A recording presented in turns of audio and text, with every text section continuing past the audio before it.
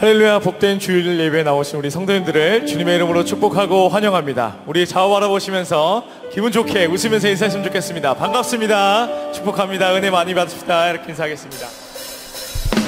우리 박수 치면서 찬양과 함께 합당하신 주님께 우리 온 마음 다해 주님의 이름을 높여 찬양하며 나가는 시간 되길 소망합니다.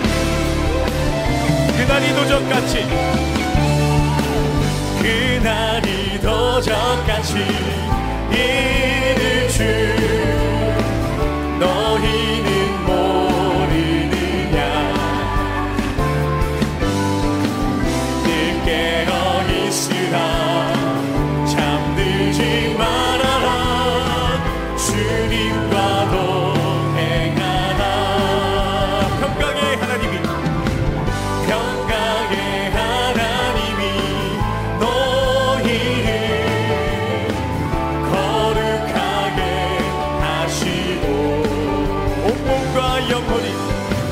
온몸과 영혼이 주 오실 그날에 흠없기 원하노라. 우리 항상 기뻐하라. 항상 기뻐하라. 쉬지 말고 기도하라. 범사에 감사하라. 이는 예수 안에서 너희에게 향하신 하나님 뜻이니라. 왜 이날이 도전까지, 그날이 도전까지 이를 줄 너희는 모르느냐.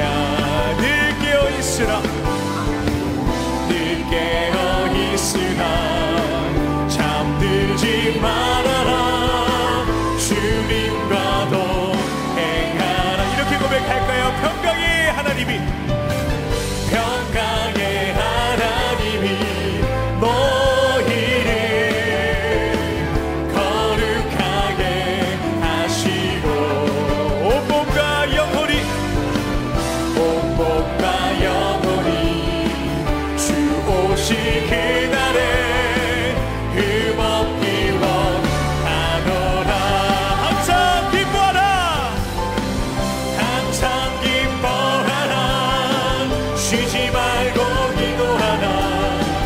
범사에 감사하라.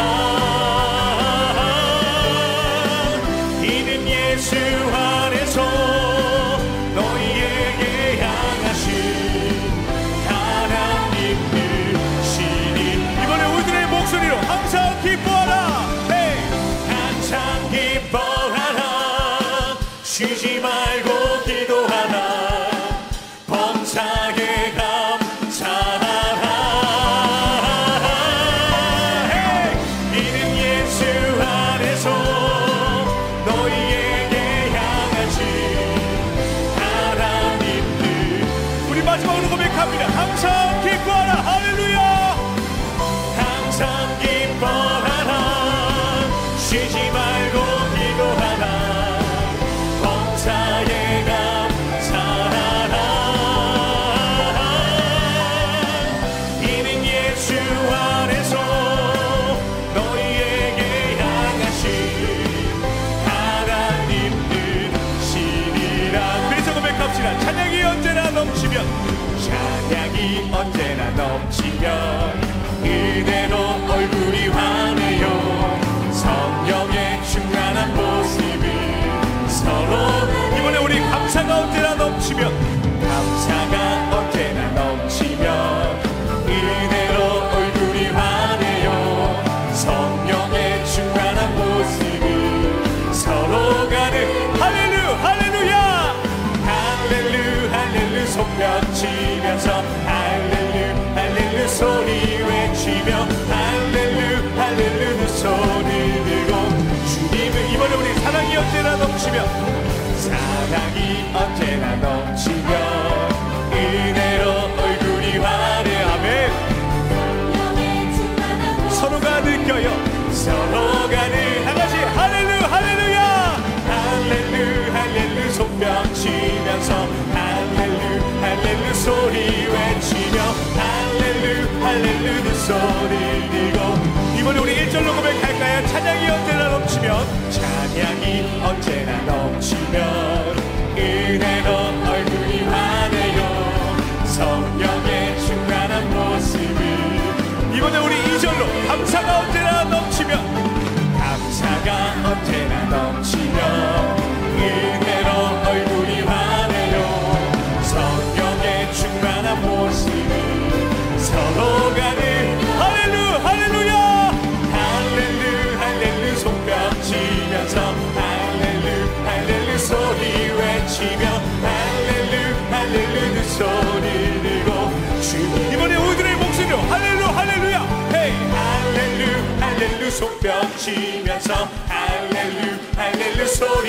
외치며 할렐루 할렐루 그 소리 우리 마지막으로 할렐루 할렐루야 할렐루 할렐루 손뼉 치면서 할렐루 할렐루 소리 외치며 할렐루 할렐루 그 소리 들고 주님을 찬양해요 아멘 주님 감사합니다 진정한 기쁨과 감사로 주님의 그 이름만을 높여 찬양하며 나아갑니다 아멘 우리들에게 주어진 이 하루하루의 일상 가운데에 그 어떤 상황 속에서도 감사함을 잃지 않는 우리가 되길 원합니다. 이 시간 함께 이 찬양을 고백하며 나아갑시다. 나의 감사는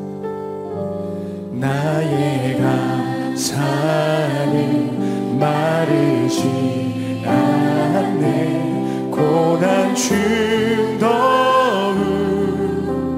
풍성하리 믿음 가지고 감사를 찾으리 나는 오늘도 감사하리 나의 감사는 시들지 않네 고난 중더운 피어나리 믿음 가지로 감사를 드리리 나는 오늘도 범사에 감사를 주신 믿네 범사에 감사를 주신 믿네 범사에 감사를 찾으리 더 깊은 감사로 주님께 드리리 나는 오늘도 감사하리 아멘 나의 감사는 시들지 않네 나의 감사는 시들지 않네 고난 중더운 피어나리 믿음 가지고 감사를 드리리 나는 이번 이렇게 고백할까요? 나의 감사를 주님께 드릴 때 나의 감사를 주께 드릴 때 더 큰 감사로 채우시니 믿음 가지고 감사를 누리니 나는 오늘도 범사에 감사를 주신 믿네 범사에 감사를 주신 믿네 범사에 감사를 찾으니 더 깊은 감사로 주님께 드리니 나는 오늘도 감사하리 범사에 감사를 주신 믿네 범사에 감사를 찾으니 더 깊은 감사로 주님께 드리니 나는 오늘도 우리 한 번 더 범사에 감사를 주신 믿네 범사에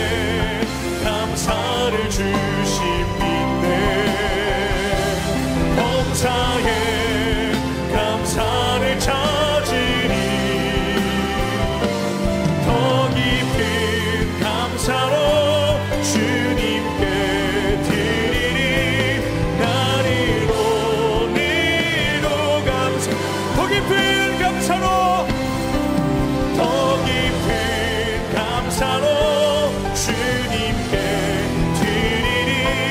나는 오늘도 감사. 주가 일하시네, 주가 일하시네, 주가 일하시네. 주께 아끼지 않는 자에게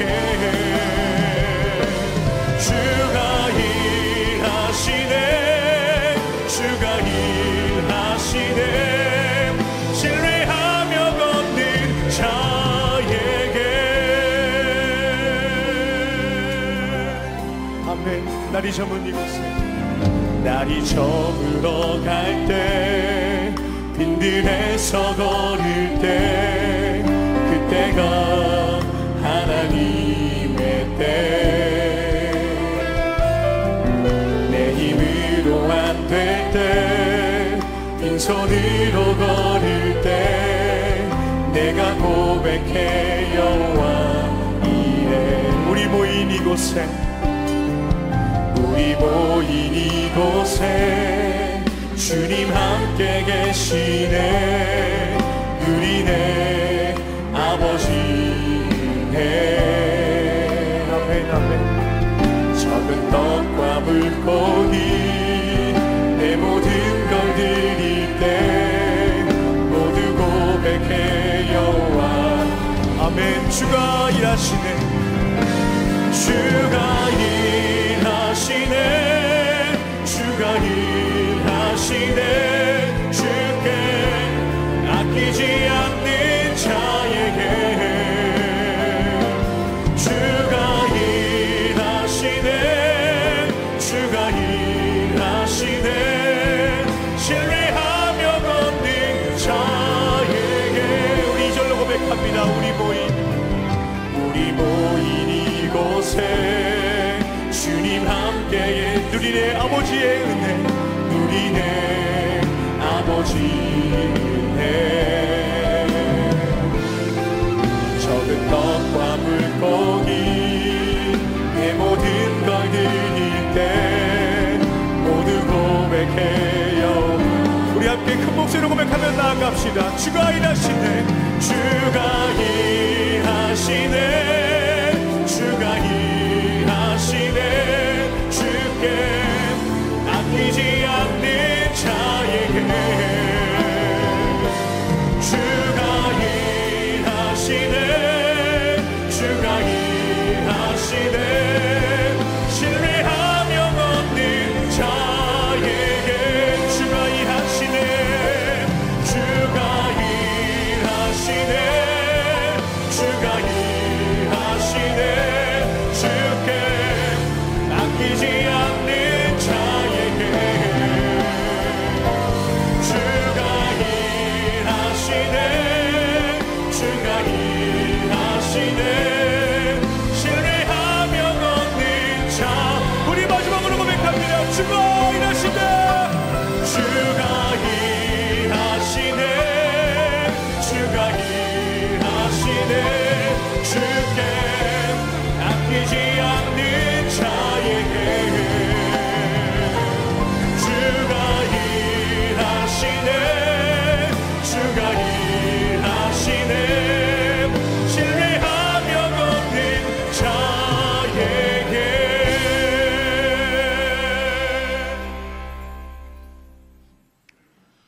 영광스러운 주일입니다. 거룩하신 하나님께서 우리를 예배자로 부르셨습니다. 이제 다 함께 자리에서 일어나셔서 사도신경으로 우리의 신앙을 고백하겠습니다. 함께 고백하겠습니다. 전능하사 천지를 만드신 하나님 아버지를 내가 믿사오며 그 외아들 우리 주 예수 그리스도를 믿사오니 이는 성령으로 잉태하사 동정녀 마리아에게 나시고 본디오 빌라도에게 고난을 받으사 십자가에 못 박혀 죽으시고 장사한 지 사흘 만에 죽은 자 가운데서 다시 살아나시며 하늘에 오르사 전능하신 하나님 우편에 앉아 계시다가 저리로서 산자와 죽은 자를 심판하러 오시리라. 성령을 믿사오며 거룩한 공예와 성도가 서로 교통하는 것과 죄를 사하여 주시는 것과 몸이 다시 사는 것과 영원히 사는 것을 믿사옵나이다. 아멘. 우리의 마음과 정성과 뜻을 다하여 하나님을 찬양하며 나아갑니다. 찬양하며 주님을 예배할 때 하늘 가득한 주의 영광 보리라. 나를 통하여 나의 입술을 인하여 주의 이름 높임을 다하소서. 지금 서 있는 이곳에서 높임을 받으소서. 내가 받는 땅 주님의 땅이니 하늘이 주의 이름 높이 올리며 넓은 바다가 주를 노래해. 모든 만물 주를 경배해. 모든 만물 주를 경배해. 모든 입술 주를 찬양해. 천지를 만드신 만물의 통치자 높임을 받으소서. 내 평생에 주의 이름 높이며 어느 곳에서든지 주님을 예배하리라. 내가 받는 모든 땅 아버지의 영광이 선포되야 하리. 찬양하며 주님을 예배할 때 하늘 가득한 주의 영광 보리라. 나를 통하여 나의 입술을 인하여 주의 이름 높임을 다하소서. 찬양하며 주님을 예배할 때 하늘 가득한 주의 영광 보리라. 나를 통하여 나의 입술을 인하여 주의 이름 높임을 다하소서. 이곳에 오셔서 이곳에 앉으소서. 이곳에서 드리는 예배를 받으소서. 주님의 이름만이 오직 주의 이름만 이곳에 있습니다. 이곳에 오셔서 이곳에 앉으소서. 이곳에서 드리는 예배를 받으소서. 주님의 이름만이 오직 주의 이름을 높임을 받으소서. 영광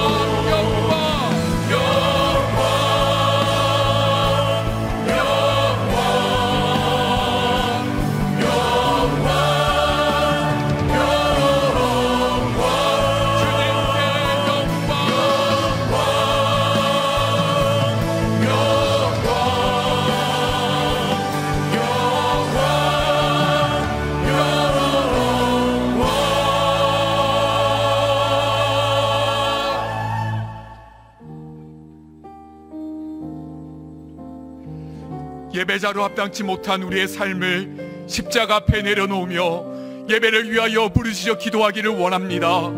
주여 은혜를 부어 주옵소서. 다같이 통성으로 기도하시겠습니다. 사랑과 은혜의 하나님 아버지, 자격 없는 우리를 긍휼히 여겨주시고 예수 그리스도의 공로를 힘입어 하나님의 자녀 삼아주신 은혜에 감사드립니다. 거룩한 하나님 앞에 설 수 없는 죄인이지만 예수 그리스도의 보혈을 힘입어 은혜의 보좌 앞으로 담대히 나아갑니다. 아버지 하나님, 우리의 예배를 기뻐 받아 주시옵소서. 하나님 아버지, 한 주간의 삶을 돌아보며 주님 앞에 회개합니다. 우리의 필요를 채워주시고 베푸신 은혜에 감사하기보다는 우리의 결핍에 주목하며 한숨 지며 살았던 우리의 연약함 주여 용서하여 주옵소서. 하나님께서 나에게 가장 좋아하는 것 주신다 이야기하면서도 늘 불평과 원망으로 살았던 저희를 불쌍히 여겨주시기를 원합니다. 주기보다 받기를 좋아하고 감사 표현하기에 인색했던 저희를 아버지 하나님 불쌍히 여겨 주시옵소서. 성령 하나님, 이 시간 우리의 마음을 새롭게 하여 주옵소서. 은혜를 알고 깨닫게 하여 주옵소서. 그 은혜에 감격하게 하여 주옵소서. 감사로 살아갈 힘을 더하여 주옵소서. 애통하는 자를 위로하여 주옵소서.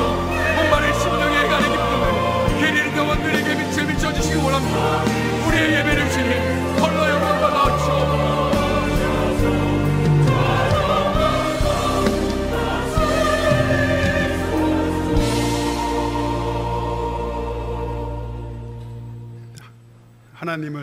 하나님으로 찬양하는 자녀가 될 수 있도록 나를 구원하신 주님, 오직 주의 풍성한 사랑에 힘입어 경외함으로 성전을 향하여 예배합니다.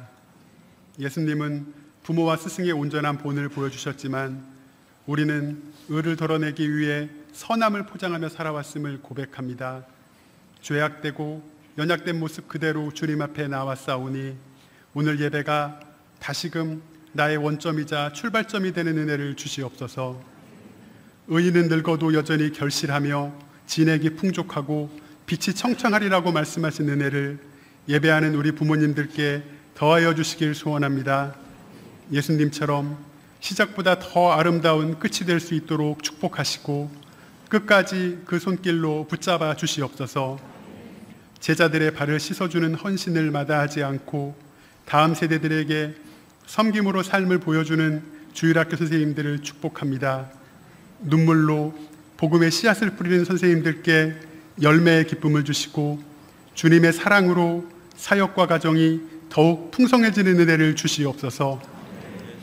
5월 가정의 달을 맞아 우리 삶에 감사가 넘치길 기도합니다. 우리의 감사가 십자가로부터 시작되게 하시고 감사로 삶이 변화되는 은혜를 맛보게 하시옵소서. 꿈 넘어 꿈 프로젝트에 선정된 목사님들의 수요 예배 말씀을 통해 동역하는 기쁨을 나누고 하나된 마음으로 기도하게 하시니 감사합니다. 추가로 선정될 교회도 주님께서 예배하여 주시고 하나님 나라를 위해 한국교회가 함께 건강하게 성장케 하시옵소서. 이찬수 목사님께 아침마다 위로와 기쁨을 공급하여 주시니 감사합니다. 끝까지 주님의 마음을 시원케 하는 종으로 그 사명을 감당할 강건함과 용기를 더하여 주시고 늘 지켜 보호하여 주시옵소서.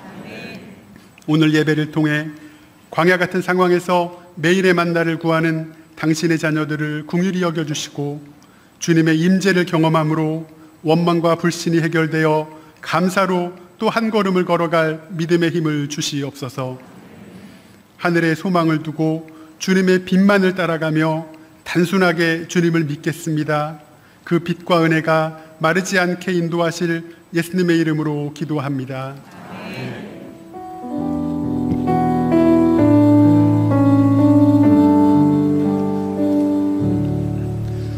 다 같이 자리에 앉으셔서 찬송가 579장 찬양하시면서 봉헌하시겠습니다.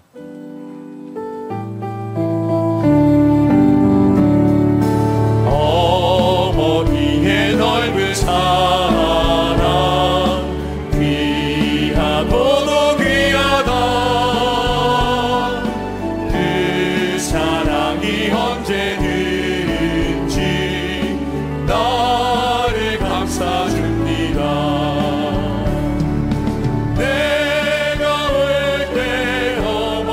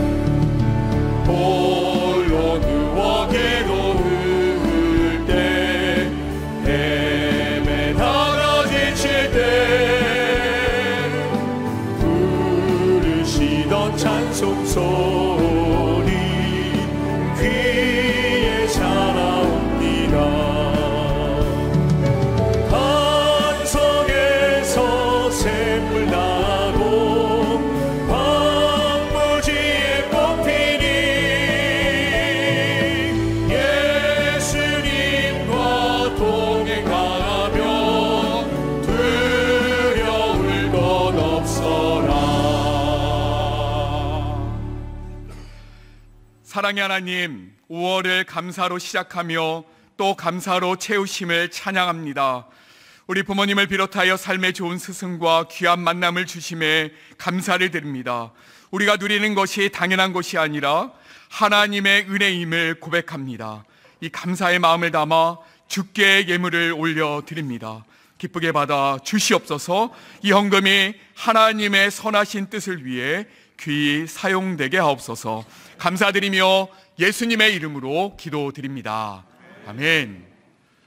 이 시간 3부 찬양대에 찬양이 있겠습니다.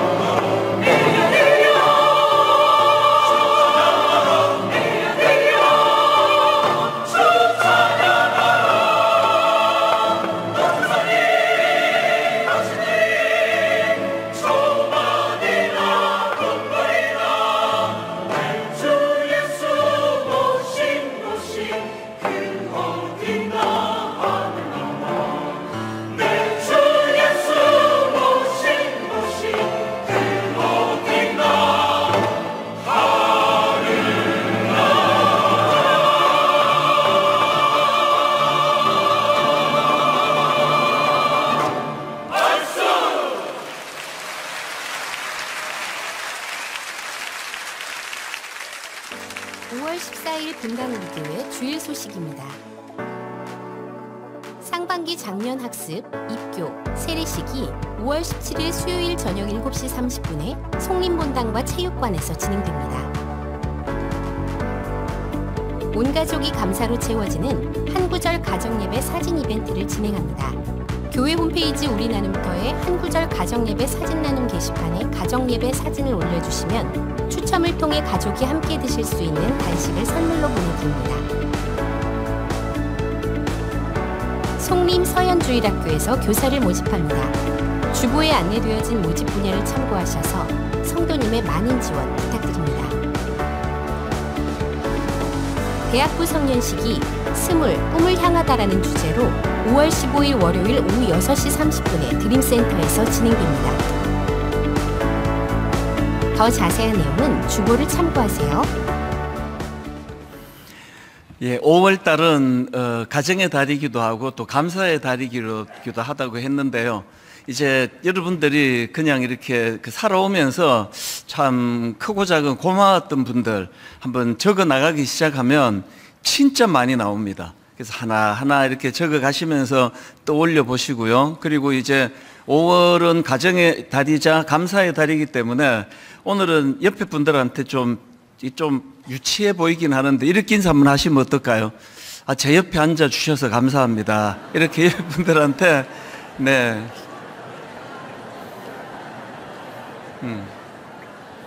하여튼 은혜가 충만한 분은 시키면 다 하세요.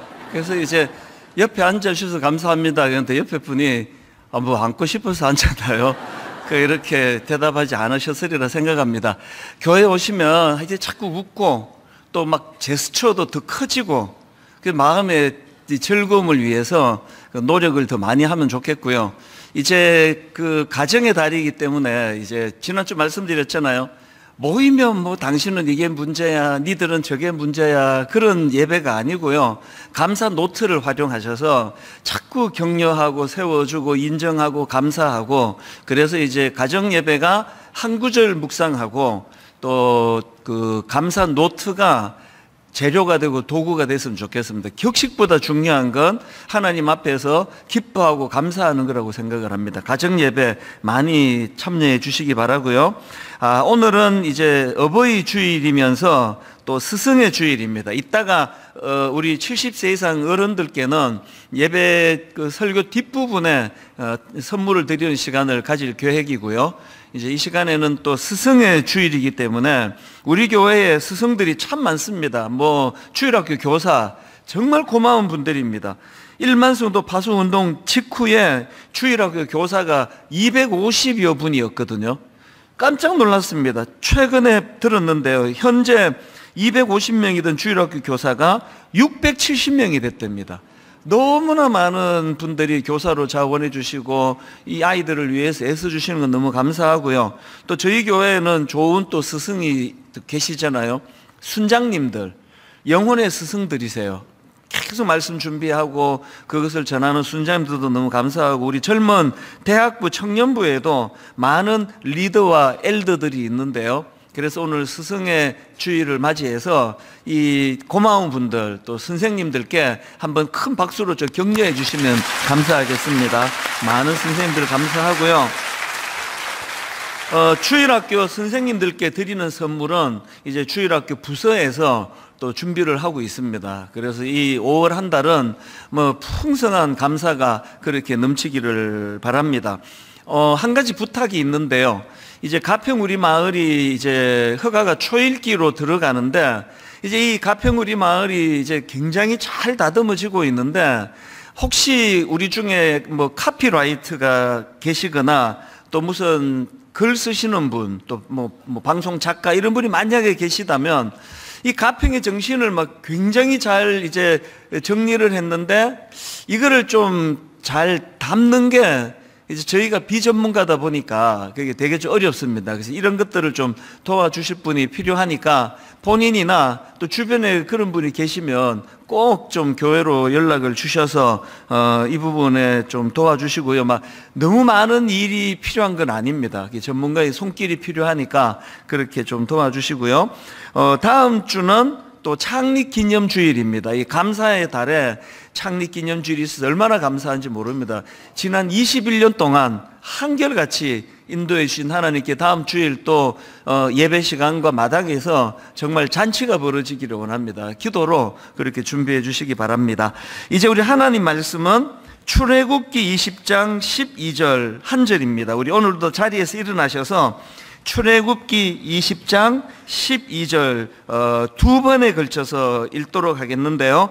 자, 출애굽기 20장 12절 먼저 한번 같이 읽겠습니다.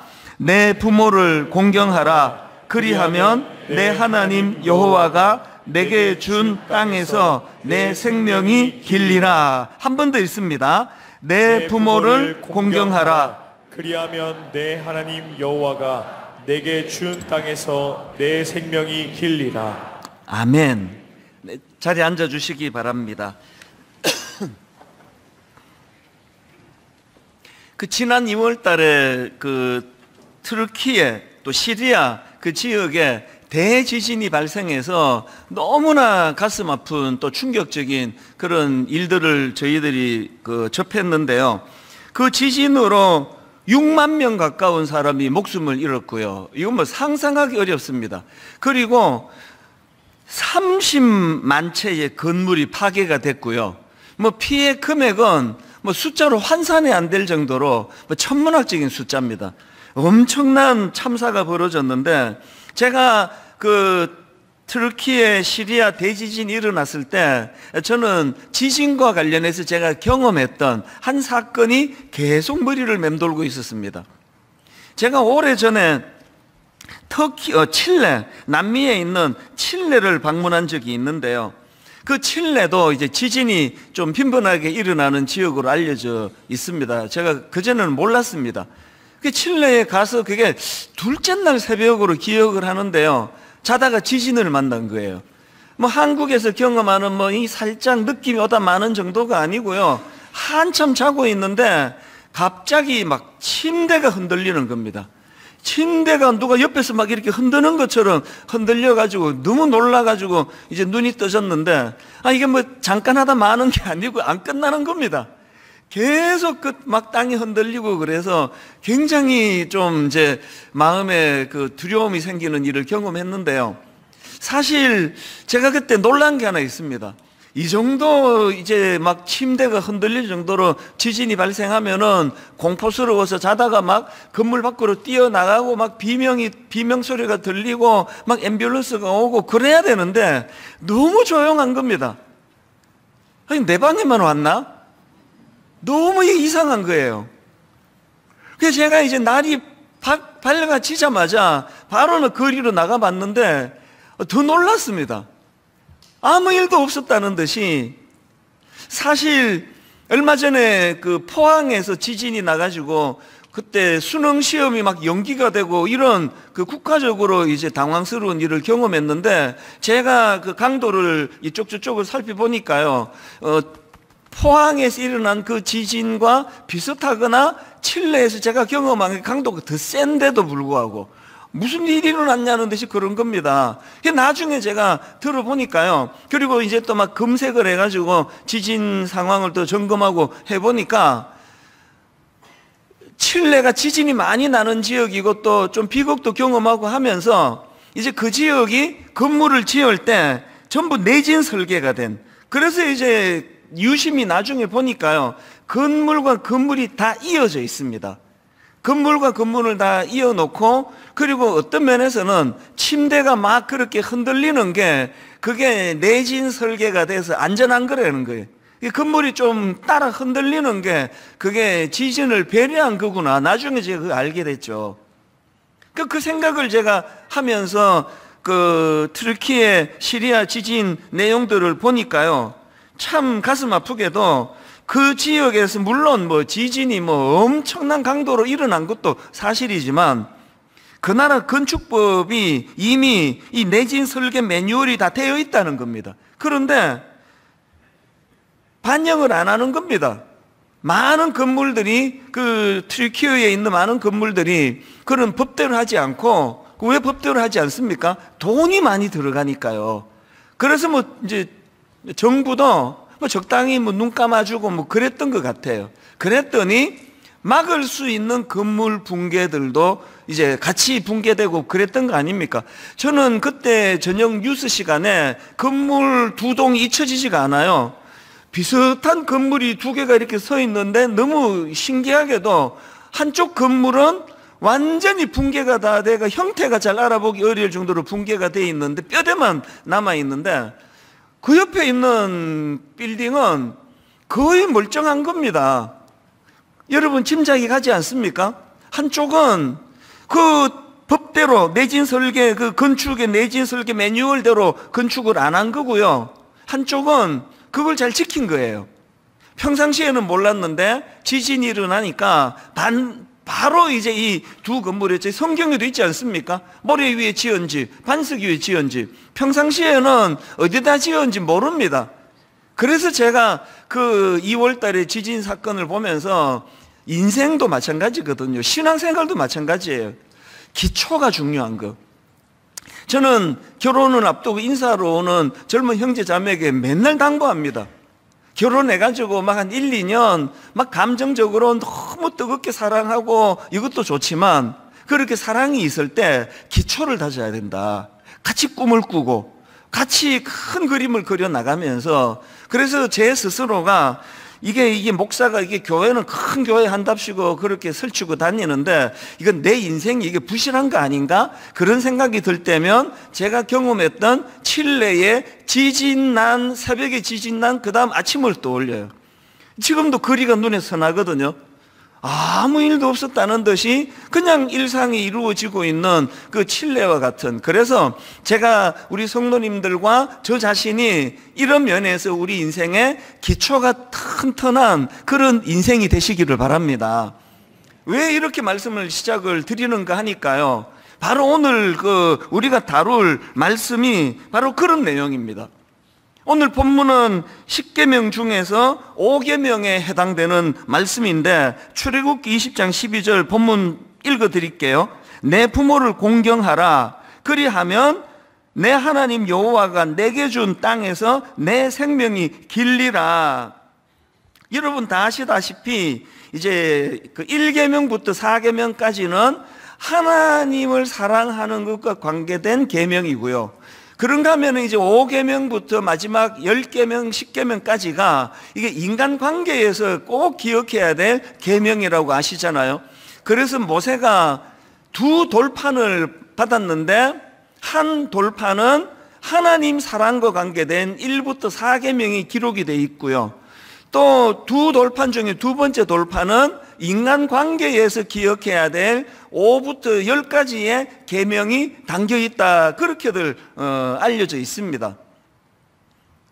제가 여기서 이제 그 문제 제기하고 싶은 게 뭐냐 하면은요, 왜 하나님은 인간관계를 다루는 계명 중에서 내 부모를 공경하라를 제일 먼저 주셨을까? 바로 그런 문제예요. 대답 간단하게 드릴 수 있겠죠?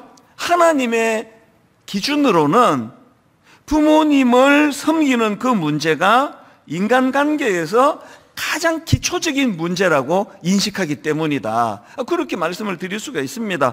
에베소서 6장 1절 2절에 보니까요, 자녀들아 주 안에서 너희 부모에게 순종하라. 이것이 옳으니라.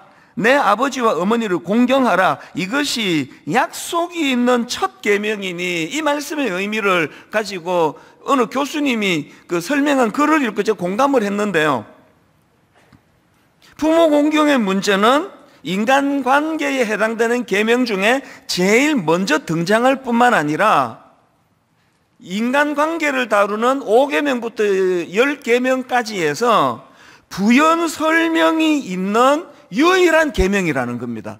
자, 이게 뭔지를 제가 직접 읽어드릴게요. 자, 출애굽기 20장 12절부터 17절까지 보십시오. 5계명입니다. 인간관계라는 관계되는 첫 번째 계명에 부연 설명이 나옵니다. 내 부모를 공경하라.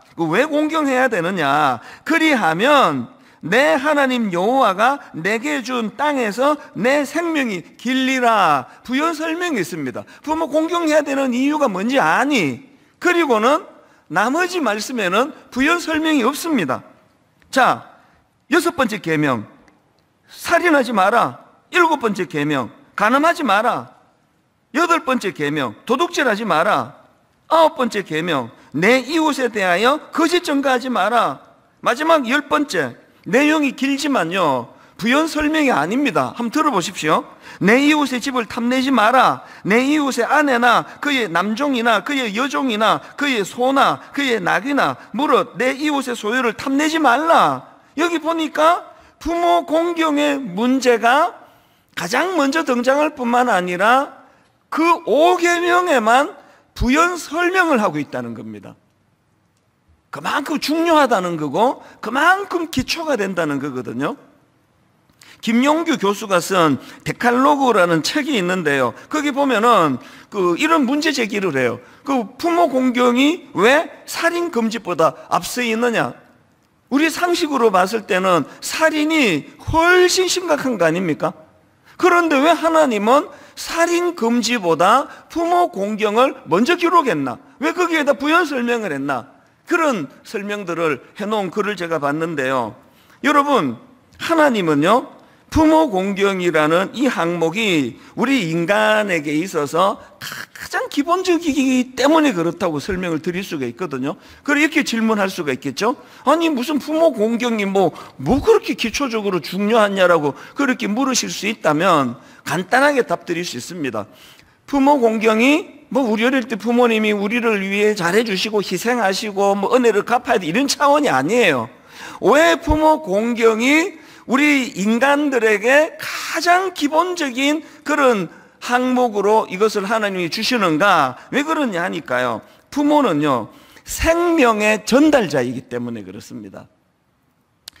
하나님은 생명의 주관자가 되시고요. 육신의 부모님은 그 주관자 되시는 하나님의 뜻을 따라 그 생명을 전달하는 자예요. 쉽게 예를 들어볼게요. 저는 5남매 중에 막내거든요. 5남매 중에 막내라서 너무나 저는 등골이 오싹해요. 우리 아버지 어머니가 요새 부부 같았으면 저 없습니다. 요새 누가 5을 낳아요. 아니 생각해도 진짜 아찔하잖아요. 게다가 제 바로 위에 누나, 4번째인 제 바로 위에 누나하고 저하고 6년 차이가 나요. 내가 웃기려고 하는 말이긴 한데요. 부모님이 이 자식 낳을까 말까 6년이나 갈등하신 거예요. 이걸 나 마라? 생명의 주관자라는 걸 제가 강조하려고 이제 웃기면서 얘기했는데 실패했습니다. 거의 안 웃고 그래서 괜히 꺼냈다 싶긴 한데요. 하여튼 우리 부모가 이제 요새 젊은 부모들처럼 애 한 둘 낳고 이제 피임하고 피하고 그랬으면은 저라는 존재는 없는 거예요. 그래서 부모님이 저에게 참 잘 대해주신 거, 사랑으로 섬긴 거, 희생하신 거, 그것도 우리 모두가 다 감사해야 되지만 왜 이게 우리 부모님을 공경하는 게 우리 인생의 굉장히 중요한 근원이 되고 기초가 되는가 하니까요. 부모는 생명의 전달자이기 때문에 그렇습니다. 그리고 이런 존재론적인 감사 말고도요, 요새는 이상한 부모들도 뉴스에 또 자꾸 나오고 하긴 한데 그런 아주 특별한 한 10만 명, 100만 명에 하나 나올까 말까 그런 사례는 사례로 치면 안 되고요. 우리를 키우시면서 부모님들이 치루셨던 그 수많은 대가 지불들, 그 감사를 모른다는 건 그건 인간의 도리가 아니죠. 최근에도 미국 텍사스에서 또 총기 난사 사건이 났잖아요. 너무 가슴 아프게도 그 과정에서 한인 교포 가족 4명 중에 3명이 그 총에 맞아 죽는 불행한 일이 일어났습니다. 그러니까 젊은 부부와 어린 아이들인데 6살짜리 막내가 혼자 살았어요. 나중에 이제 그 수습하는 과정에서 보니까 그 젊은 엄마가요, 총알을 맞으면서도 그 6살짜리 아이를 꼭 껴안고 있어서 그래서 이 아이가 살 수 있었다. 그런 분석하는 글을 제가 봤거든요. 저 확신합니다. 여기에 그 어떤 부모라도요, 그 상황이 되면 다 그렇게 할 거예요. 어느 부모가 그 생각이 내가 죽는 게 나아? 얘가 죽는 게 나아? 그 고민을 누가 합니까? 그 본능이에요. 여기 누가 그걸 안 하겠냐고요. 다 애 살리기 위하여 어떤 면에서는 피할 수 있는 것도 못 피하고 아이를 살리는 일들이 굉장히 많이 일어나잖아요. 이게 왜 이런 일이 일어나느냐 하니까 하나님이 그렇게 만드셨어요. 그래서 이게 내리사랑이죠. 물이 위에서 아래로 흐르는 것처럼 내리사랑이에요. 여기에 여러분 굉장히 중요한 메시지 하나를 제가 드리고 싶은데요. 자녀에 대한 사랑은요, 내리사랑이기 때문에 애쓰지 않아도 돼요. 거기에다가 노력까지 하시면 안 됩니다. 그래서 저는 항상 말해요. 젊은 부모들, 그 자녀 사랑을 좀 줄이라 그래요. 지금요, 큰일 났습니다. 대한민국에 초, 중, 고등학교 교사들이 지금 몸살을 앓고 있대요. 그래서 막 교사들 중에 우울증도 많고 공황장애도 많고 왜 그러냐니까요. 일부, 소수겠지만 학부모 때문에 못 견디는 거예요.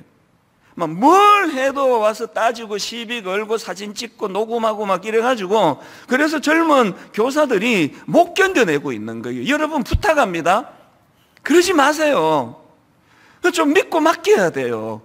왜 그렇습니까? 물이 위에서 아래로 흐르듯이 저절로 그런 거예요. 막 온 세포가 애한테 다 가 있으니까 막 못 견디는 거거든요. 10계명이 5계명에 내 부모를 공경해라. 그리고 6계명으로 들어가서 네 자녀를 목숨처럼 사랑해라. 그런 거 없잖아요. 네 자녀를 목숨처럼 사랑해라. 왜 없습니까? 안 해도 다 하는 걸 뭐하러 넣겠냐고요. 그 본능이라니까요. 물이 위에서 아래로 흐르니까. 그래서 여러분 자녀 사랑은 조금 줄이려고 애를 쓰시고요. 잘 들어보세요. 부모 사랑은, 연세 드신 어른 부모 사랑은 애를 좀 더 쓰셔야 돼요. 물이 위에서 내려오듯이 본능에만 맡겨놓으면 안 됩니다. 그래서 5계명이 있는 거예요. 이게 근원이라는 거예요. 네가 얼마나 애쓰는지가 그게 너의 인간성이다. 그게 너의 됨됨이다. 저절로 물이 위에서 아래로 흐르니까 부모님이 계시고 내 자녀가 있으면요, 뭐 그런 총기 참사 사건 있고 하면은 무의식적으로 부모를 감사하는 일보다는 내 새끼 감사하는 일이 있을 거예요. 그걸 욕하면 안 됩니다. 그거 본능이에요. 그러나 인간은 본능에만 맡겨놓으면 안 되잖아요. 그 부모님에 대한 공경은 애를 좀 쓰셔야 돼요. 부모님만 그런 거 아닙니다. 5계명이 왜 중요합니까? 위로 올리는 사랑은 노력을 해야 된다는, 애써야 된다는 거예요. 부목사님들 잘 아시겠죠? 노력을 좀 더 하세요. 웃기려고 하는 말입니다만, 담임 목사가 부목사 사랑하는 거는요, 물이 위에서 아래로 나 저분들 돈 많이 씁니다. 저절로 그렇게 돼요. 내가 우리 선배님들 식사 대접 이런 거는요, 날 잡아야 돼요. 그렇게 만들어졌어요. 노력을 더 해야 되는 거죠. 사실 오늘 그 부모님에게 초점을 맞출 설교를 준비한 게 아니고요, 우리 교회의 모든 윗 어른들에 대하여 말씀을 준비하다가 다룰 내용이 너무 많은 겁니다. 그래서 제가 청년주일이 있듯이 우리 교회 윗세대를 축복하는 그런 주일 예배를 따로 떼려고 지금 준비하고 있습니다. 노력을 좀 더 해야 되는 거죠. 그렇기 때문에 여러분, 자녀 사랑에 안 그래도 물이 위에서 아래로 흘러가는데 더 많이 사랑하면 부작용이 생겨요. 그건 조금 절제하려고 애를 쓰고, 부모님에 대해서는 지금도 잘하고 계시지만 조금만 더 노력을 해달라는 겁니다. 그래서 오늘 이런 의미에서 부모 공경은 우리가 좀 더 노력을 기울여야 되는데, 부모 공경과 관련해서 외우기 쉬우시도록 제가 두 단어로 제가 정리를 해봤습니다. 이 부모 공경하면 이 두 단어를 떠올리시면 됩니다. 자, 첫 번째, 부모 공경과 관계되는 첫 번째 단어가 뭐냐? 존중입니다. 부모 공경하면은 존중을 떠올리세요. 한번 따라해 보십시오. 존중. 제가 왜 이런 그 단어를 떠올리게 됐냐 하니까 오늘 본문의 원어 때문입니다. 오늘 본문 출애굽기 20장 12절, 내 부모를 공경하라. 이게 썩 잘된 번역은 아닙니다. 왜냐 하니까 원어 히브리어로 여기 나오는 공경하라, 이게 그 카베드라는 동사인데요, 이 단어 어근의 기본 의미가 무겁다라는 뜻입니다. 이 똑같은 단어가 사무엘하 14장 26절에도 나오는데 한번 보십시오. 그의 머리털이 무거움으로 연말마다 깎았으며, 지금 우리가 부모를 공경하라 할 때 쓰는 이 단어가 머리가 너무 길어졌을 때 그 머리가 무거운 거죠, 무게가. 이 같은 단어라는 겁니다. 그래서 하나님께서 우리에게 주신 5계명을 직역하면은 있는 그대로 번역을 하면 내 부모를 무겁게 여기라는 거예요. 내 부모를 무겁게 여기라. 무슨 뜻인지 딱 감이 오시죠? 부모의 존재를 존중하라는 거예요. 어버이날이라고 뭐 갈비 사드리는 것도 좋지만요, 부모의 존재를 무겁게 여기 존중하는 겁니다. 그래서 여러분 에베소서 6장 1절에 보면은 자녀들아 주 안에서 너희 부모에게 순종하라 그런데요, 여기 나오는 순종하다, 이게 본래 의미로는 귀를 기울이다예요. 그 시키는 대로 잘하는 그것만이 아니고요, 뭐 부모가 뭐 시키면 잘 하시잖아요. 근데 그냥 그거를 존중하지 않고 하여튼 엄마는 별나 가지고 뭐 별걸 다 시킨다 그러면 투덜투덜 그러면서 하는 거는 여기서 순종이 아니에요. 귀를 기울이는 거예요. 그분 입장에서 어머니가 왜 이걸 원하시지? 그 존재를 무겁게 여기다는 이 의미를 저는 직접 경험한 사람 아닙니까? 제가 30대 때 사랑의 교회에 옥하는 목사님 그 담임 목사님으로 계실 때 제가 청소년 사역하러 갔을 때 옥 목사님을 가까이서 지켜보니까요, 이 목사님은 정말 진실한 분이에요. 그리고 참 종이에요. 그거가 인정이 되니까 점점 존경이 커가니까 목사님의 존재가 무거워지는 거예요. 여기서 말하는 그대로죠. 그래서 뭐 목사님한테 뭐 보고 하나 하러 가려고 그러면요 막 연습을 얼마나 많이 하고요, 실수할까 봐. 그것도 여러분이 잘 알지만 제가 이렇게 한 번씩 그 쓸데없는 그 우스갯소리를 잘하잖아요. 절대로 목사님 앞에서 그렇게 한 적이 없습니다. 그 존재가 너무 무거우니까요, 그런 그 쓸데없는 소리 했다가 뭐 어떡하겠냐고. 이게 상대를 무겁게 여기는 거예요. 귀히 여기는 겁니다. 하나님은 우리에게 네 부모를 그렇게 대하라는 겁니다. 연세가 좀 드시고 몸에 힘이 좀 빠져나가시고 경제권이 옛날만큼 그렇게 많이 없으시고 하더라도 여전히 그 존재를 무겁게 여기는 태도. 그래서 부모님에게 여러분 언어도 조심하셔야 돼요. 그 만만하고 편하다 보니까 그렇게 자꾸 부모님에게 함부로 말하는 이거 그 굉장히 나쁜 겁니다. 그 존재를 무겁게 여긴다는 거, 이거를 제가 우리 청년들에게 종종 이야기합니다. 결혼을 앞두고 있는 청년이 있으면요, 제가 막 진지하게 조언해요. 결혼 생각을 지금 하고 있다면 너 내 얘기 잘 들으라. 데이트할 때 그냥 푹 빠져가지고 헬렐레 그러고 있으면 안 되고, 이 남자를, 이 여자를 잘 점검해야 된다. 너를 진짜 존중하는지, 너 존재를 무겁게 여기는지 이거 봐야 된다. 그 상대방을 인격적으로 존중하고, 그래서 제가 하는 표현이 있어요. 너 남자친구가, 너 여자친구가 너에 대해서 영혼의 동반자로 생각하는지 꼭 점검해야 된다. 영혼의 동반자라는 게 뭘 뜻하는지 알죠? 지금 상대방이 나를 그렇게 생각 안 해요. 그냥 뭐 만나면 자꾸 막 그냥 스킨십 하려고 그러고 그 어떤 쾌락의 도구로 이렇게만 보고 있다면 결혼하면 큰일 나요. 그런 사람은요, 결혼하고 반드시 딴 여자에게 눈이 가요. 영혼의 동반자라야 돼요. 날 존중하는 거죠. 여러분, 부부도 마찬가지 아닙니까? 제가 지난주에도요, 어떤 청년에게 제가 이런 내용을 가르쳐 주면서 제 이야기를 했습니다. 제 아내가 몇 년 전에 유방암에 걸렸잖아요. 그리고 이제 약을 먹는데 그 약이요, 그 암의 그 통로를 교란시키는 뭐 그런 약이래요. 그러니까 몸이 다 교란되죠. 게다가 이제 또 제 아내가 갱년기하고 이게 맞닥뜨려 연결이 돼가지고요, 자꾸 살이 찌는 거예요. 굉장히 살이 많이 쪘어요. 그래서 제가 당신이 살 빼야 된다, 이거 안 된다, 살 빼야 된다 계속 권하는데요, 제가 그 청년에게 말했어요. 내가 하나님 앞에서 내가 하는 말인데 단 한 번이라도 외모가 보기 싫어서 이런 말 한 적이 한 번도 없다. 나는 내 아내가 날씬하던 젊은 시절이나 지금 살이 좀 찐 지금이나 정말로 그게 관심 없다. 나는 내 아내가 건강하기만 하다면, 그래서 건강하게 오래 살 수만 있다면 어떤 것도 괜찮다. 이게 여러분 영혼의 동반자이기 때문에 그래요. 젊을 때 이쁘고 날씬하고 하면은 마음이 가다가 이 여자가 뭐 좀 병이 생기고 다치고 그러면은 또 딴 여자한테 기웃거리고, 그건 영혼의 동반자가 아니에요. 하나님께서 우리에게 네 부모에게 그렇게 하라는 거예요.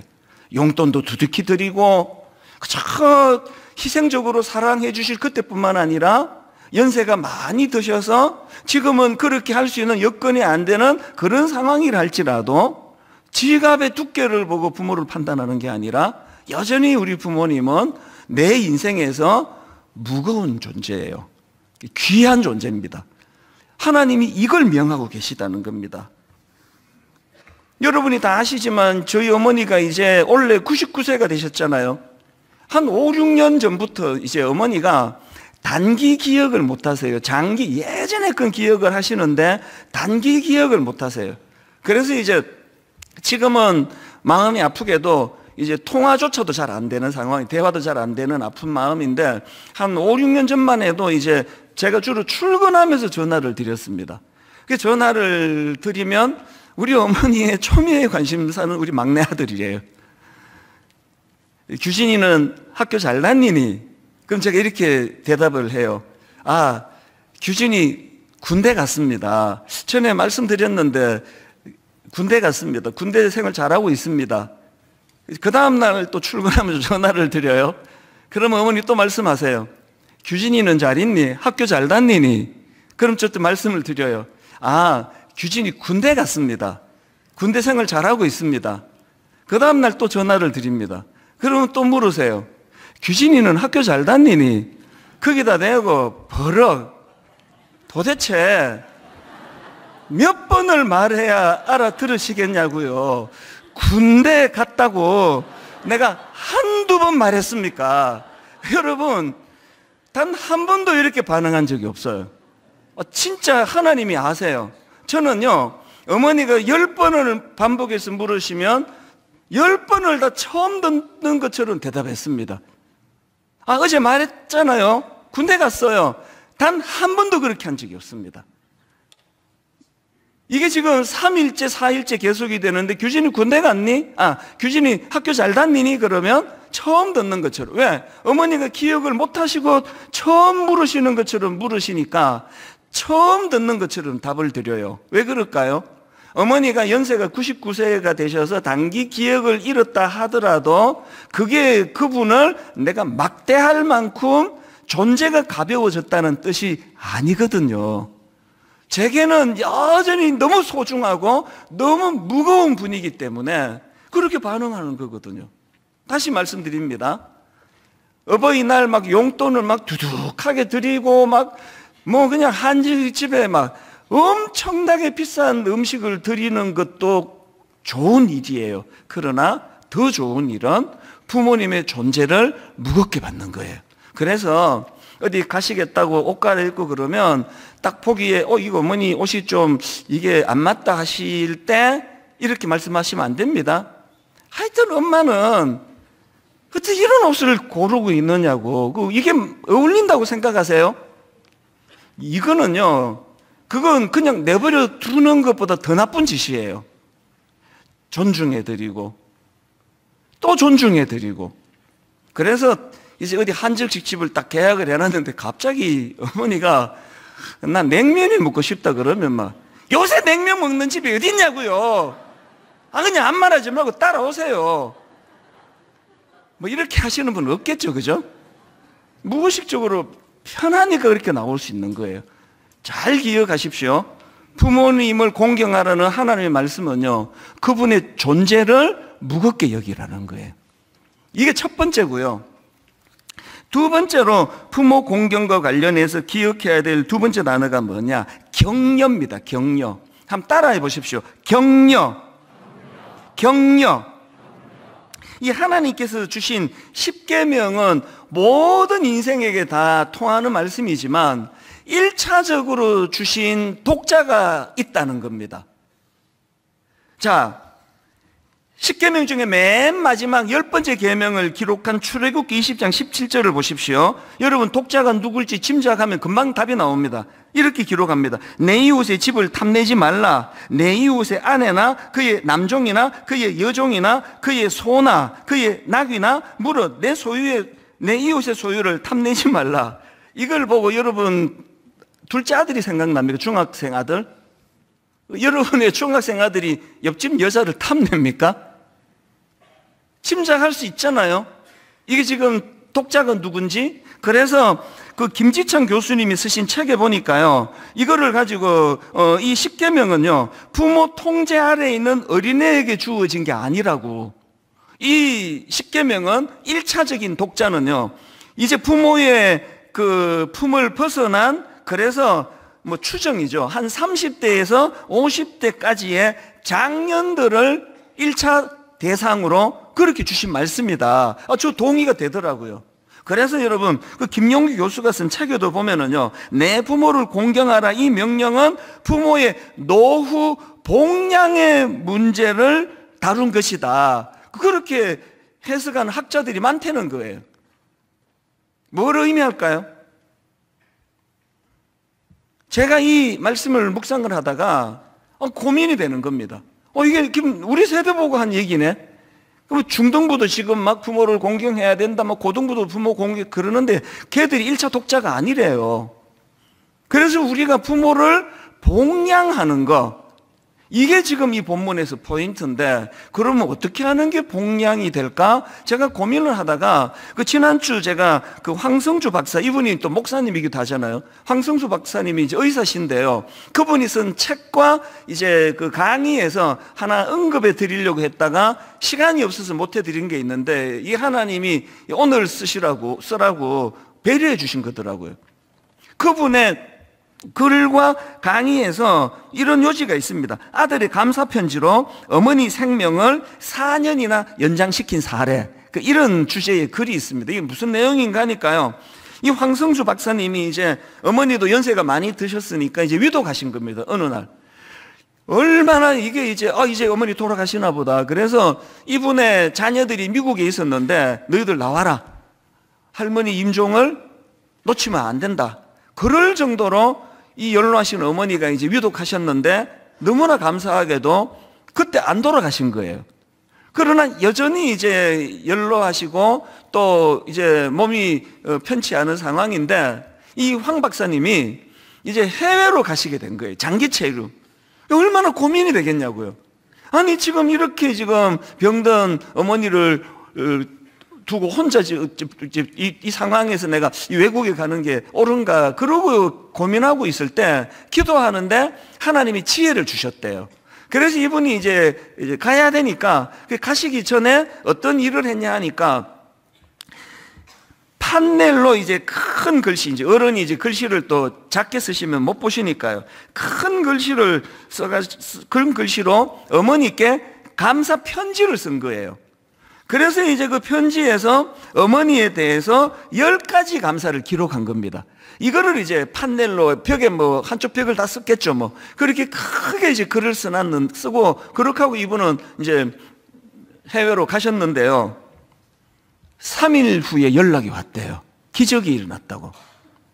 어머니가 그 크게 붙여놓은 아들의 그 어머니를 향한 10가지 감사를 보시고는 충격을 받으신 거예요. 좋은 의미예요. 이걸 보고 충격을 받으시고 그 자리에서 벌떡 일어나시고, 그리고 완전히 회복이 되셨다는 겁니다. 이 황 박사님의 간증을 한번 들어보십시오. 말하자면 어머니는 더 이상 존재의 이유가 없다고 생각을 하셨는데, 가장 사랑하는 아들이 어머니에 대해서 진심으로 감사하는 편지를 받아보시고는 충격을 받으신 것입니다. 나라고 하는 존재가 의미 있는 존재구나, 내가 왜 살아야 하는가, 번쩍 뛰신 겁니다. 온 마음으로 자기에게 감사하는 아들이 있음을 보고 왜 살아야 하는가를 발견하신 겁니다. 그 다음 한번 들어보십시오. 완전히 회복되셨어요. 어머니가 90세신데 흰머리만 있으셨는데 나중에 보니까 까만 머리가 나셨더라고요. 그리고 어머니 특유의 기쁨까지도 회복이 되셨어요. 4년 동안 더 건강하게 사시다가 작년에 돌아가셨습니다. 이런 기적이 저는 가능하다고 보는 게요, 여러분 그 부모를 공경하라는 이 말씀은요, 부모 노후 복양의 문제로 봐야 한다는, 우리 자꾸 돈으로 생각을 해요. 물론 그것도 포함이 되지만 연세가 드실수록 우리가 부모를 복양한다는 것은 부모를 격려해 드리는, 격려. 어른들 이렇게 말씀하시는 거 여러분 가끔 듣잖아요. 아이고, 늙으면 죽어야지. 존재가 외로우신 거예요. 존재가 쓸쓸해지신 거거든요. 믿음이 그렇게 좋으신 저희 어머니도요, 이런 말씀을 하세요. 아이고, 왜 이렇게 오래 사는지 모르겠다. 하나님이 좀 불러가시면 좋겠다. 제가 가끔씩 어머니를 찾아뵐 때마다 이제 막 무겁지 않도록 분위기를 또 너무 무겁게 하지 않으려고 막 농담해가면서 그렇게, 그러나 꼭 드리는 말씀이 있습니다. 에이, 엄마는 뭐 자기만 좋으면 되나, 뭐. 엄마야 뭐 지금 뭐 천국 가시면 제일 좋으시죠. 그럼 막내 아들 목회 안 하고 어떡하려고 그러세요? 엄마 좀 불편하셔도 좀 참으셔야 되는데. 엄마 기도 때문에 내가 지금 이렇게 목회하는 거 아닙니까? 얼마나 좋아하는지 아세요? 얘가 뭐 또 뭐 뻔한 인사말이네라 그거 모르시겠냐고요. 다 아시는데 너무너무 좋아하세요. 이렇게 말씀하세요. 맞다. 더 힘낼게. 내 기도할게. 기도한다. 그래갖고 나온 주옥 같은 말씀이, 성도들을, 저보고 성도 앞에 대장노릇 하지 마라. 성도도 얼마나 불쌍하게 사는지 아나? 네 아들 사랑하듯이 성도 사랑해라. 다 그럴 때 나오신 말씀이 아닙니까? 격려예요. 여러분 부모님께 자꾸 말씀드리세요. 아버지는 좀 불편하시더라도, 엄마는 좀 불편하시더라도 오래 사셔야 돼. 내 나이가 이렇게 들어도 난 아빠 없이는 못 살아요. 엄마 없이는 어떻게 삽니까? 또 그게 사실이고요. 자꾸 격려해 드리는 겁니다. 저는 오늘 말씀을 이렇게 정리하기를 원합니다. 여러분 부모 공경, 그건요 생명의 전달자로 받아야 돼요. 그분이, 그 부모님이 전달자 역할을 하셨기 때문에 5남매 중에 막내, 뚝 떨어지는 막내로도 제가 태어났다고 말씀드리잖아요. 둘만 낳고 하나만 낳고. 그럼 뭐 여러분 있습니까 지금? 부모를 공경해야 되는 이유가 거기 있다면 두 단어로 기억하십시오. 부모 공경은 존중해 드리는 것. 무겁게 그분을 인정. 여러분 한만 좀 가만히 계세요. 뭐 하신다고 그러세요? 그건 하나님이 엄청 그건 싫어하실 말씀이에요. 엄마가 뭐 모른다 이런 얘기 하지 마세요. 자꾸 존중해 드리고 자꾸 인정해 드리고. 그런가 하면은 격려. 여러분 아들한테 잘하시잖아요. 그 왜 아버지한테는 안 하세요? 그 딸한테 잘하시잖아요. 실수하면은 괜찮다 괜찮다. 엄마도 네 나이 때 다 그랬다. 그 왜 엄마한테는 안 하시느냐고요. 격려예요. 그 격려로 그 다 죽어가던 연로하신 어머니가 살아나고 막 그런대잖아요. 막 검은 머리가 막 나기 시작한다 그러잖아요. 오늘 우리 이 찬양을 같이 드리면서 한 번 부르고 나서 우리 교회 70세 이상 어른들에게 자그마한 선물이지만 마음을 담아 드리기를 원하는데요. 가사를 생각하시면서 참 우리 부모님을 그 공경하는 게 뭔지를 오늘 두 단어로 정리를 해드렸는데 한번 이것들이 묵상되어지기를 원합니다. 우리 한번 이렇게 같이 찬양하기 원합니다. 감사해요. 깨닫지 못했었는데. 감사해요. 깨닫지 못했었는데 내가 얼마나 소중한 존재라는 걸. 얼마나 소중한 존재라는 것. 태초부터 지금까지 하나님의 사랑은 태초부터 지금까지 하나님의 사랑은 항상 날 향하고 있었다는 것. 고마워요. 그 사랑을 가르쳐준 당신께. 그 사랑을 가르쳐준 당신께. 주께서 허락하신 당신께. 허락하신 당신께. 그리스도의 사랑으로 더욱 섬기며 사랑을 이제 나도 세상에 전하리라. 이 땅의 모든 부모님들 주님 이름으로 축복합니다. 당신은 사랑받기 위해, 그리고 그 사랑 전하기 위해, 주께서 택하시고 이 땅에 심으셨네. 또 하나의 열매를 바라시며. 사실은 부모님만이 아니고요, 이제 5월이 되니까 감사의 달이잖아요. 제 마음 안에 분당 우리 교회에 그 브라보 시니어 행복한 모임, 그리고 또 그 모임에 안 가시더라도 60대 70대 어른들에 대하여 감사가 자꾸 나오는 거예요. 그분들이 40대 때, 그분들이 50대 때 교회를 위하여 모든 걸 다 바쳤다는 것을 알거든요. 교회 말고는 내 인생에 아무것도 없습니다, 이런 고백을 하던 그분들이 뒤로 물러나시고, 그리고 존재감이 약해지시고, 그게 저는 마음이 너무 아파요. 하나님은 그 예배 가운데 그분들에게 이런 말씀 주시면 좋겠어요. 나는 너 다 알고 있다, 안 잊어버렸다. 오늘 우리 부모님을 포함해서 여러분 아까 스승의 감사 박수도 치고 했잖아요. 내게 복음을 전해주신 그 어떤 분, 나 같은 거 저를 두고 하는 말이에요. 나 같은 거 인간 만들어 주시느라고 얼마나 많은 저보다 윗대 선배님들, 선생님들 얼마나 많으셨는지 몰라요. 그래서 5월 내내 제 마음에 울컥울컥 하는 거거든요. 이제 우리가 이 찬양을 두 번째 불러드릴 때는 내 부모를 포함해서 우리 교회 안에 또 내가 아는 많은 어른들 마음을 담아 축복하는 시간으로, 그래서 우리 70세 이상 어르신들 자리에서 잠깐만 일어서시면 선물만 전해 받으시면 돌 앉으시면 됩니다. 몸이 좀 불편하시더라도 우리 찬양 부르는 동안에 우리 일어서시는 모든 어른들 우리가 손을 가리켜 축복하시면서 함께 찬양하기 원합니다. 감사해요, 깨닫지 못했었는데. 감사해요, 깨닫지 못했었는데. 자리에서 잠깐만 일어서 주시면 선물 전해드리겠습니다. 소중한 존재라는 것. 태초부터 지금까지 하나님의 사랑은 우리 손을 뻗어 우리 어른들 축복합니다. 항상 날 향하고 있었다는 것. 고마워요. 그 사랑을 가르쳐준 당신께. 그리스도의 사랑으로 더욱 섬기며, 그리스도의 사랑으로 더욱 섬기며, 이제 나도 세상에 전하리라. 우리 아버지 어머니 모든 어른들, 당신은 사랑받기 위해, 그리고 그 사랑 전하기 위해,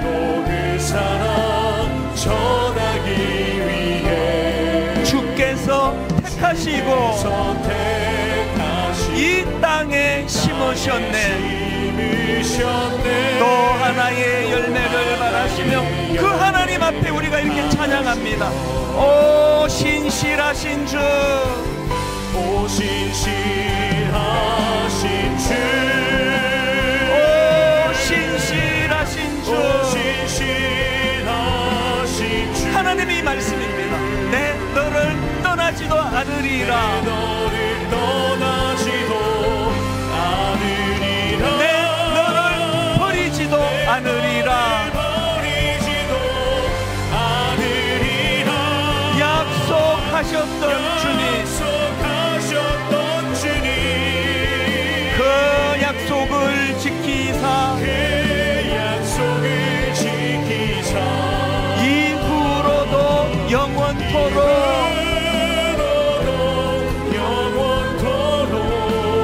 나를 지키시리라 확신하네. 우리가 자리에서 일어나셔서 오 신실하신 주,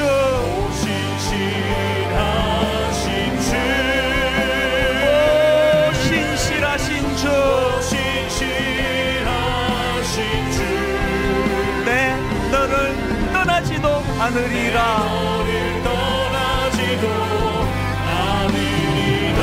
내 너를 버리지도 않으리라.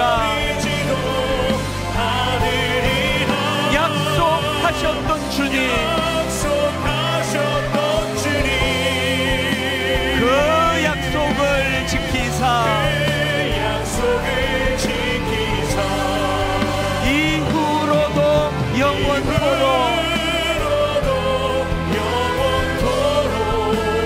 나를 지키시리라 확신하네.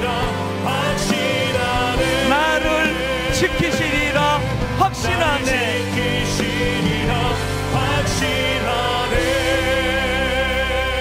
우리 시간 먼저 우리 부모님들을, 육신의 부모님들을 품고 기도하는데, 하나님, 회개할 것들이 좀 있습니다. 내가 부모님을 부지불식간에 너무 편하다 보니까 존중해 드리지 못했습니다.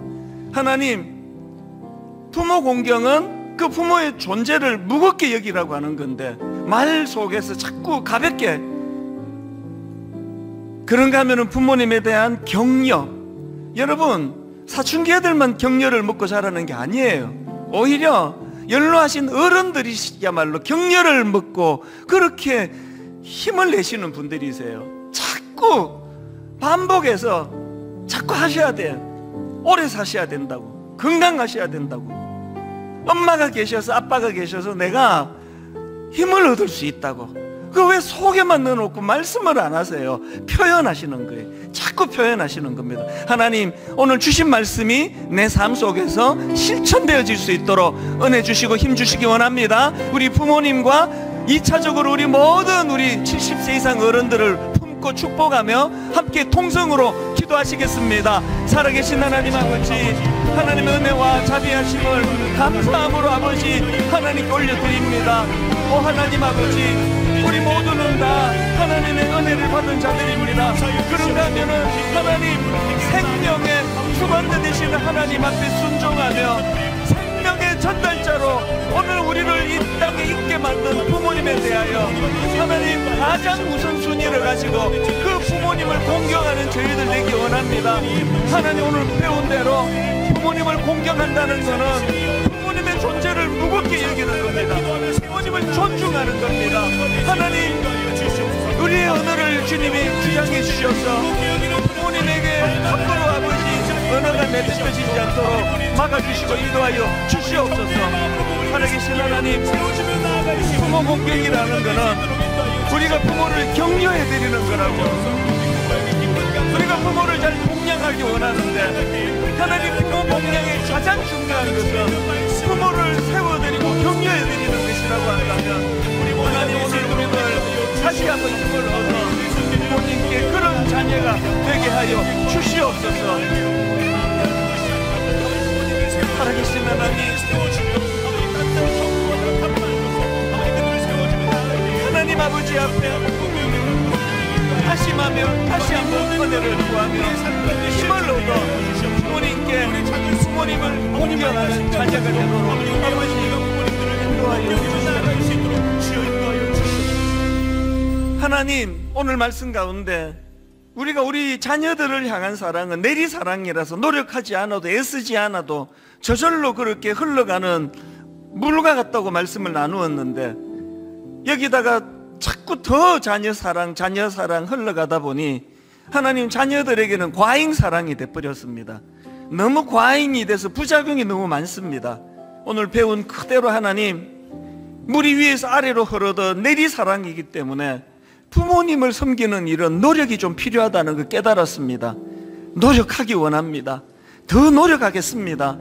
부모님을 공경하는 것은 그분의 존재를 무겁게 여기는 것, 그분을 존중한다고 했다면 하나님 이제 오늘부터 실천하기를 원합니다. 그리고 하나님, 부모를 공경하는 것은 부모를 복양하는 것인데, 부모 복양은 부모를 격려하는 것이 가장 중요하다는 것을 배웠사오니, 이제 하나님 부모님에 대하여 자꾸 그 존재를 격려하고 세워드리고, 또 부모님이 그것을 깨달으실 수 있도록 우리가 입술로 계속 그것을 표현할 수 있도록 우리들을 인도하여 주시옵소서.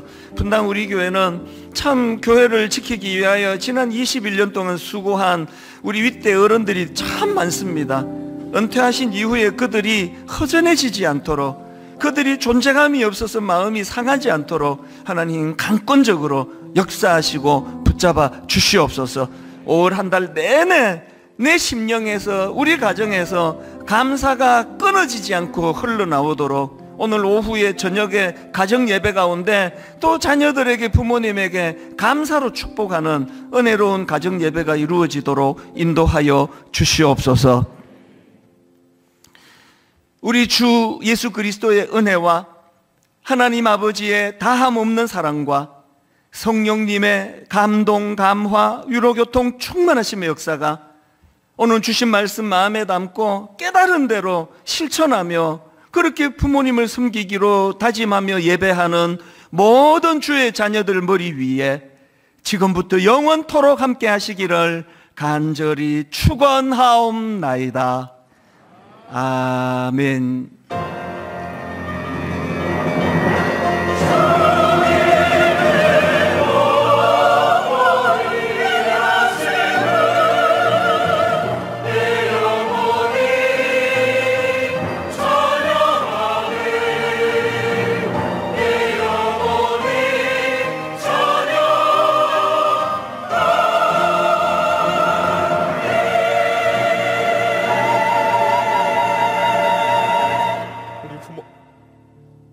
우리 부모님들의 무게감을 높이 생각하며 찬양하며 나가시겠습니다. 감사해요, 감사해요, 깨닫지 못했었는데 내가 얼마나 소중한 존재라는 걸 태초부터 지금까지 하나님의 사랑이 항상 날 향하고 있었다는 걸 고마워요. 그 사랑을 가르쳐준 당신께 주께서 허락하신 당신께